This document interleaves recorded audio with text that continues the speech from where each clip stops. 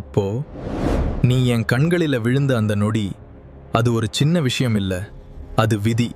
அது என் அழைப்பு.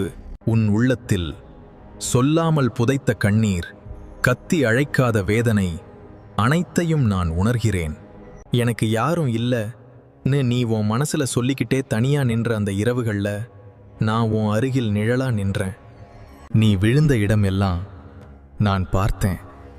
நீ உடைந்த ஒவ்வொரு நொடியும் என் இதயத்துல பதிஞ்சு இருக்கு. ஆனா இனிமேல் நீ ஒருத்தன் இல்ல. உன் பயம், உன் வலி, உன் சுமை அனைத்தையும் என் வேல் முன்னாடி வைக்கிற நேரம் வந்துடுச்சு. உடைஞ்சு போன உன் வாழ்க்கை மீண்டும் மலர போகுது. இது என் வார்த்தை இல்ல, என் அருள். ஒரு முறை சிரிச்சு பாரு.